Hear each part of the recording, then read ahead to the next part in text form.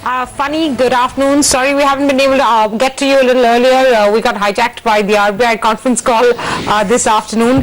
What do you make of today's trade? The fact that we opened on that big high note and then finally closed on a big fall. Hi, good afternoon, Menka. Thanks for having me on the show. Well, it is pretty clear that at higher levels you are facing a great amount of nervousness, and it is evident. That if you look at what sectors promise you growth, it is just financial services and a part of auto. Apart from that, there have been huge allocations to sectors such as infrastructure, but a lot of legislations have to take place for those budgetary allocations to actually work on the ground. So, in a sense, the amount of growth that is possible in a rather broad-based manner is difficult to visualize, and that explains the lack of broad-based participation in the market. That explains why the breadth is weak, why mid-caps in the broader market are finding it difficult to excite investors. So I guess this kind of market behavior might continue for some more time till you see action fructify in the parliament, especially in the form of some key legislations. Till such time, I'm afraid you will go back to the sectors such as IT, pharma, and from time to time to financial services. So this market will broadly be similar to what it was in say 2012 and 13 till you actually see action in New Delhi. I think that is what explains this kind of trajectory that you saw today. So it's a clear sell with regards to, let's say, metals, infrastructure, and maybe even select PSU banks for you, Funny? Well, it might be a bit too late to sell, and at the same time might be a bit too early to buy because you have seen that a large part of the price correction is already there.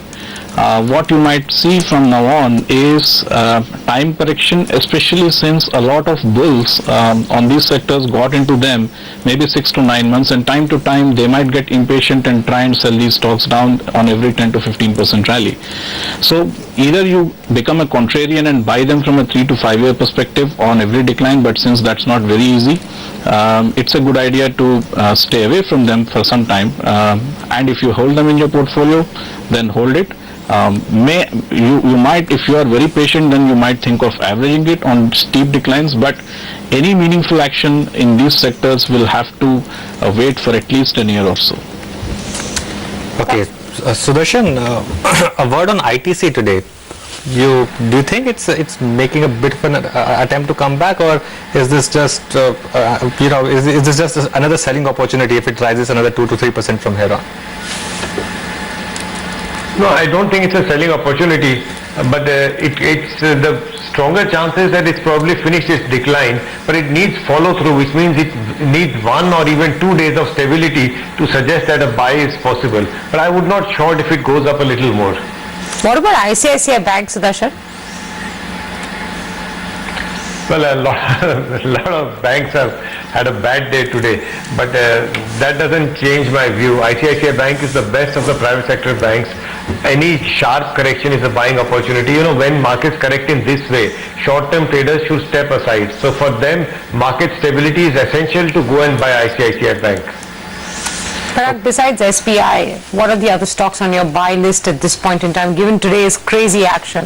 So basically in large caps, I would say that any correction in private sector banks, be it ICICI, be it Axis, Kotak, IndusInd, any correction, any big correction above 5% or 6% is a buying opportunity in my view.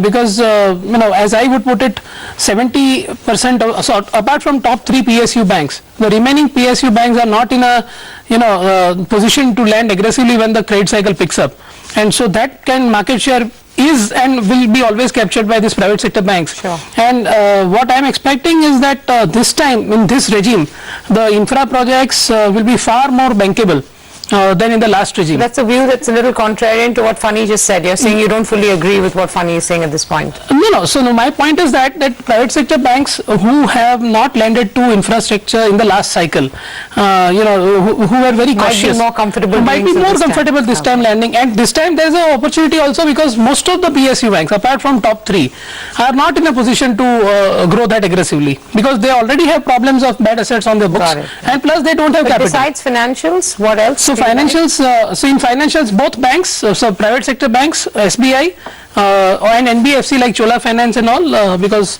they lend at fixed rates, and plus EV cycle is reviving. Apart from that, I would like to say that the 4 big themes like construction, railway, defense.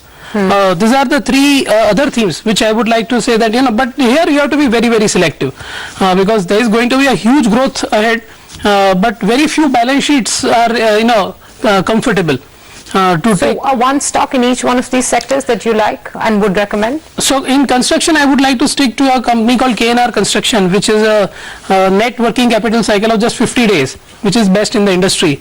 Plus, they are very, very less leveraged. Or a highly capable company like Simplex Infra, those kind of names.